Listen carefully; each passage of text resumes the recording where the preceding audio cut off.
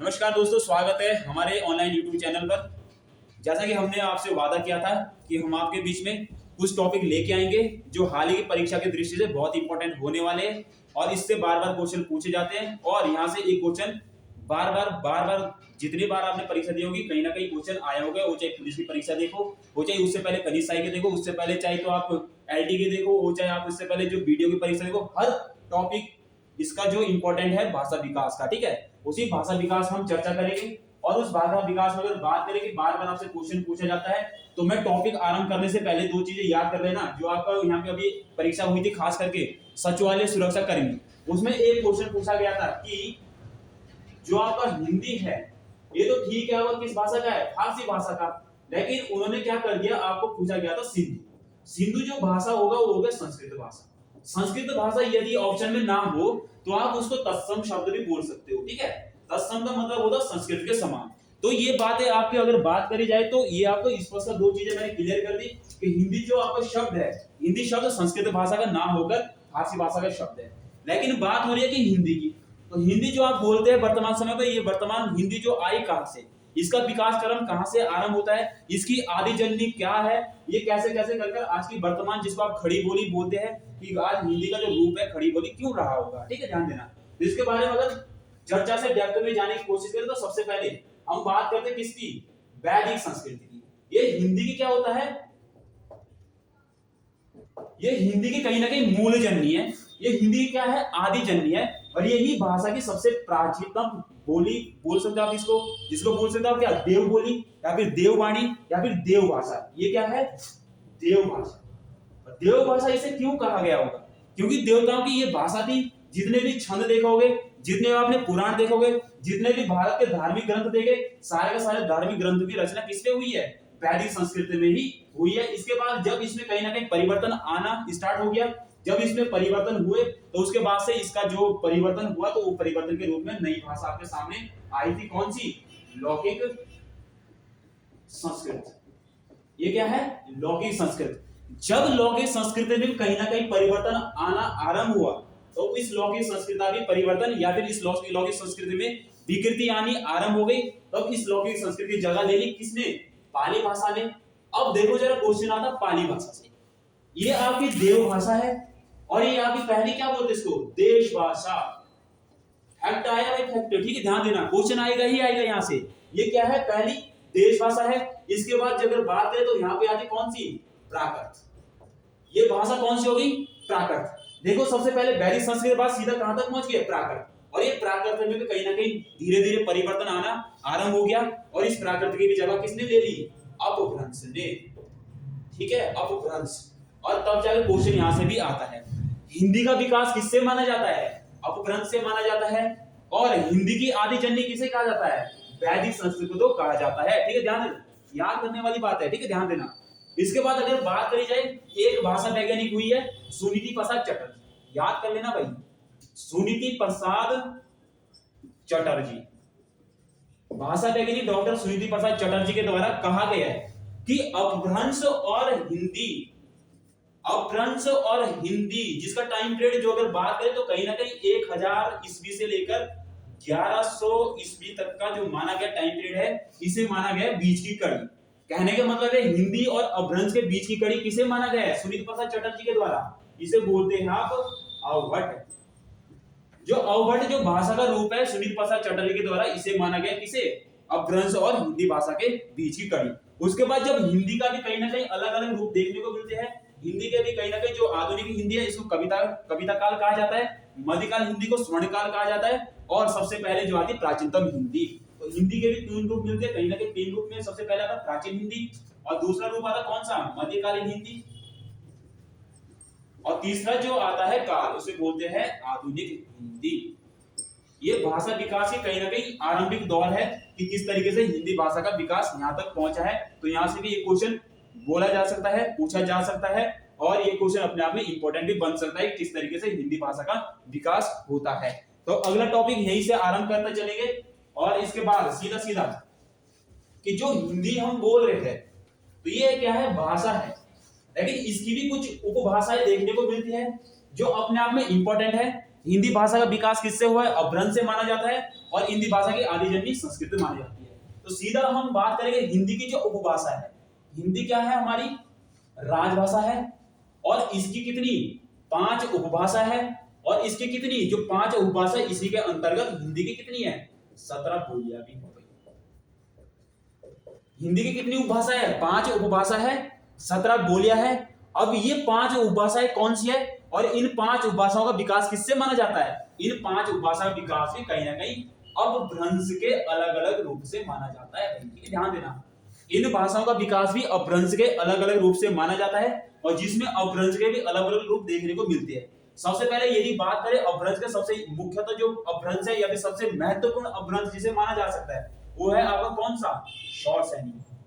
और इसके बाद यदि दूसरा अपभ्रंश की बात करें तो दूसरा अपभ्रंश आता कौन सा? मागधी। और तीसरा जो अपभ्रंश आता है उसके बोलते हैं अर्धमागधी।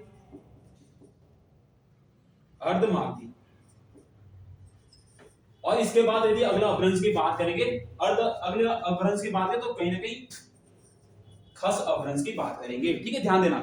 तो मुख्यतः कहीं ना कहीं जो हिंदी भाषा का विकास है इसके बाद पैशाची अपभ्रंश आता है। इसके बाद कौन सा था? ब्राचट अपभ्रंश आता है।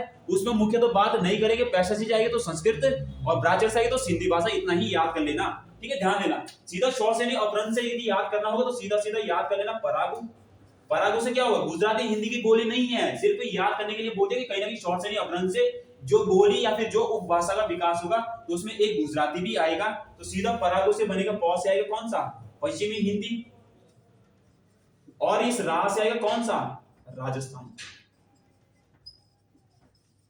ये हिंदी की 2 उपभाषाएं होगी। पहली उपभाषा कौन सी होगी? पश्चिमी हिंदी। दूसरी उपभाषा कौन सी होगी? राजस्थानी। इस मागधी से विकास माना जाता किससे? बिहारी।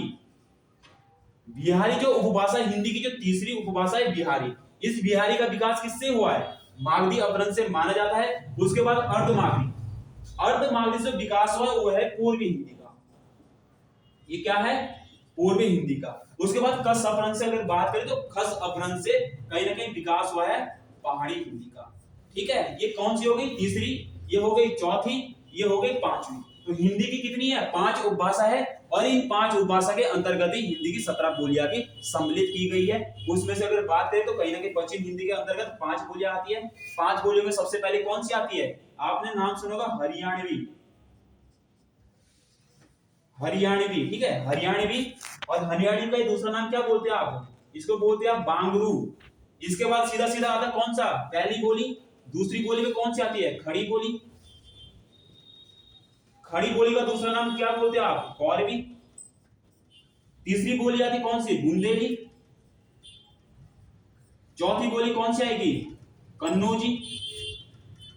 और 5वीं बोली यदि बात करी जाएगी हरियाणवी के बाद खड़ी बोली, बुंदेली, कन्नौजी और एक आती कौन सी? ब्रज भाषा। ये हो गई 5 बोलियां। ठीक है, 17 में से 5 बोलियां पश्चिमी हिंदी के अंतर्गत आ जाएगी। यदि बात की जाएगी राजस्थानी के अंतर्गत तो राजस्थानी के अंतर्गत हिंदी की 4 बोलियां आती है। मुख्यतः ये नहीं है कौन कौन सी आती है, मुख्यतः ये है कि राजस्थानी के अंतर्गत जो बोलियां आएगी हिंदी की 4, ये बोली कहां जाएगी? पश्चिमी राजस्थानी के अंतर्गत कौन सी आएगी? उत्तरी राजस्थानी के अंतर्गत कौन सी आएगी? दक्षिणी राजस्थानी के अंतर्गत कौन सी आएगी? पश्चिमी राजस्थानी के अंतर्गत कौन सी आएगी? ठीक है, तो उत्तरी राजस्थानी के अंतर्गत यदि बात करें तो यहाँ पे कौन सी आएगी? मेवाती। यदि पूर्वी की बात करें तो पूर्वी कौन है? राजस्थान का जयपुर। जयपुर की दूसरी जयपुरी और इस जयपुरी का दूसरा नाम क्या है? ढूढ़ानी। ढूढ़ानी या ढूढ़ानी भी बोल सकते हो आप, इसमें अणा भी जोड़ सकते हो आप, आपकी मर्जी। ठीक है, ध्यान देना, कहीं पे ढूढ़ानी है कहीं पे ढूढ़ानी बोली गई है। यदि दक्षिण की बात आई तो दक्षिण में कौन है? मालवा का पठार। उसी मालवा के पठार के आसपास बोली जाने वाली बोली को बोलते हैं मालवी। यदि मालवी को याद कर ले तो कहीं ना कहीं मेवाड़ क्षेत्र पड़ता है पश्चिम में, पाकिस्तान से सटा हुआ क्षेत्र। तो पाकिस्तान के सटे हुए क्षेत्र में आते कौन से? मारवाड़ी या फिर मेवाड़ी। तो ये होगी कितनी? 4 होगी राजस्थानी की और 5 होगी किसकी? पश्चिमी हिंदी की। और कुल मिला के कितनी बोलियां हो चुकी है हमारी? 9 बोलियां 2 हिंदी की उपभाषा के अंतर्गत सम्मिलित की जा चुकी है। ठीक है, ध्यान देना। अगली बात करेंगे किसकी? बिहारी। तो बिहारी के अंतर्गत कुछ नहीं करना, आपको क्या करना है? भोजपुरी मैम याद कर लेना भाई। ठीक है, ध्यान देना, भोजपुरी मैम को याद करोगे तो सीधा सीधा एक आएगा भोजपुरी से कौन सी आएगी? भोजपुरी। और मैं से आएगा कौन सा? मैथिली। और मैथिली अपने आप पे स्टार लगाते हुए जाना एकमात्र हिंदी की 17 बोलियों में से जिसको संवैधानिक भाषा का दर्जा दिया गया है। भाई याद कर लेना, ठीक है, मैथिली। और इस मैथिली से भी याद कर लेना भाई, मैथिली कोकिल के नाम से किसे जाना जाता है? विद्यावती को बोलते भाई, ठीक है, ध्यान देना। विद्यावती को मैथिली कोकिल के नाम से भी जाना जाता, क्यों? क्योंकि इनकी एक रचना थी जिसको बोलते हैं किसको? पदावली की रचना किस पे करी है? पदावली की रचना करी है मैथिली में, ठीक है, ध्यान देना। तो अगली बात करेंगे इसको मैथिली के बाद भोजपुरी, मैथिली और मगही। ये होगी कितनी? 3 बोलियां हो गई किसके अंतर्गत? आपके बिहारी उपभाषा के अंतर्गत। कुल मिला के कितनी होगी? 9 और 3 12। अगर बात करें तो पूर्वी हिंदी के अंतर्गत बाकी कुछ याद नहीं करना, याद कर लेना। ABC। ए से आगे कौन सी? अवधी। बी से आगे कौन सी? बघेली। सी से आगे कौन सी? छत्तीसगढ़ी। ये आपकी 3 बोलियां किसकी? पश्चिमी पूर्वी हिंदी के अंतर्गत, ठीक है, ध्यान देना। जिसका विकास किससे हुआ है? अर्धमागधी के अंतर्गत इसका विकास माना जाता है। अब आता है पहाड़ी हिंदी। पहाड़ी हिंदी में विशेषकर कुछ है नहीं। आपके उत्तराखंड या फिर हमारे उत्तराखंड में बोली जाने वाली बोली पहली है कौन सी? गढ़वाली। गढ़वाल क्षेत्र में बोलने वाली है गढ़वाली। कुमाऊं क्षेत्र में बोलने वाली है कुमाऊनी। इसके अंतर्गत अगर बात करी जाए तो हिंदी की 5 उपभाषा, 5 उपभाषा के अंतर्गत कितनी? 17 बोली। 17 बोली कौन सी? 2 हो गई ये, 3 हो गई पूर्वी हिंदी की, 3 हो गई बिहारी की, 4 हो गई राजस्थानी की, 5 हो गई पश्चिमी हिंदी के अंतर्गत, ठीक है, ध्यान देना। यदि बात करें तो मैं मागधी अपभ्रंश के अंतर्गत कुछ बातें जो आपको पूछी जाती है कि इसके अंतर्गत कुछ और बोलियों का भी विकास हुआ है, तो साथ ही उसे भी याद करते हुए चले।